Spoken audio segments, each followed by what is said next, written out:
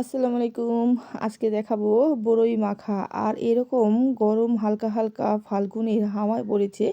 এরকম যদি টক টক বড়ই মাখানো হয় তাহলে উফ কি যে মজা! দেখুন আমি বড়ইগুলো নিয়েছি। এখন পানি দিয়ে ভালো করে পরিষ্কার করে ধুয়ে নিব। আমার তো কি বলবো, বড়ই দেখলেই জিভে পানি চলে আসে। আর বড়ই মাখা যদি হয় তাহলে তো কোনো কথাই নেই। আর যদি হয় তার সঙ্গে সবাই একসাথে মিলে খাওয়া, আর একসাথে মিলে খাওয়ার মজাই আলাদা।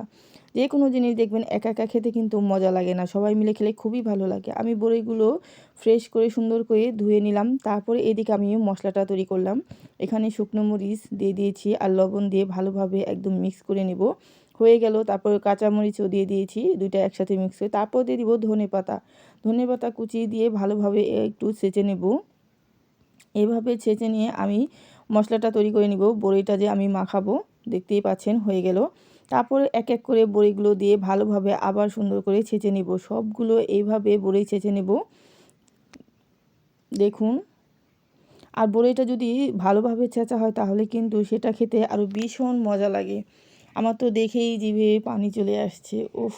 ঝাল ঝাল যদি হয় এরকম তাহলে তো বুঝতেই পারছেন। আর কার কার বড়ি খেতে ভালো লাগে এইভাবে অবশ্যই কমেন্ট বক্সে জানাবেন। এভাবে আমি সবগুলো বড়ি ছেঁচে নেব। তারপরে দেখুন আমি ওই মশলাটা যে তৈরি করেছি সেটা প্লেটে উঠিয়ে নিলাম। তারপরে সবগুলো বড়ি দিয়ে আমি এখন ভালোভাবে আরও লবণ দিয়ে মাখিয়ে নেব। কারণ টক জিনিসে দেখবেন যদি একটু লবণ কম হয় তাহলে কিন্তু বেশি টক লাগে। তারপরে এটাকে সব কিছু একসাথে দিয়ে আমি ভালোভাবে মশলা দিয়ে মেখে নেব।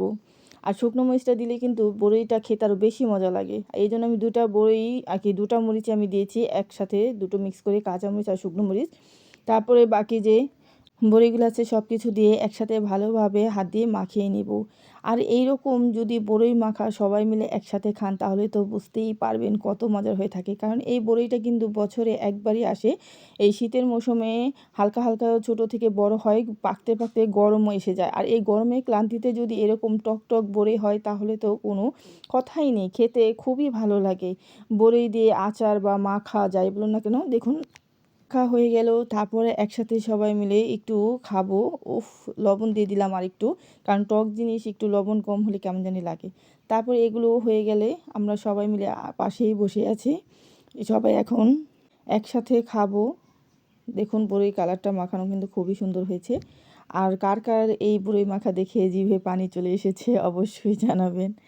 তারপর আমরা এই বড়িগুলো মাখানো শেষে অপর পাশে কদবেল মাখিয়ে নেব। আমরা ওই মশলাটা কিছু অংশ রেখে দিয়েছি। আর কদবেলগুলো নিয়ে আমি এই ছেঁচনির সাহায্যে ছেঁচে নিচ্ছি একটু নরম করে। তারপর দিয়ে দিব লবণ। লবণটা দিয়ে ভালোভাবে থেতলিয়ে নেব একসাথে। আর এই কদবেল মাখাটা কিন্তু ভীষণ মজা লাগে। আর এখন তো প্রায় সিজন চলে গেছে। কদবেল কিন্তু দেখা গেছে শীতের শেষের দিকে পাওয়া যায় না। এটা তো বাড়ির বেল দেখা গেছে সবসময়ই ২-১ টা থাকে। আর এই কদবেল মাখা খেতে কিন্তু ভীষণ মজা। ওই মশলাগুলো দিয়ে এই কদবেলটা ভালোভাবে একসাথে মিক্স করে মাখিয়ে নিলাম। আর কদবেলটা খেতে কার কার পছন্দ? আমরা বড়ই, কদবেল দুটো একসাথে করে সবাই মিলে মিশে একসাথে খাচ্ছি। আর সবাই মিলে খাওয়ার মজাই আলাদা। আর যদি হয়ে থাকে এরকম ঝাল ঝাল টক টক তাহলে তো বুঝতেই পারছেন।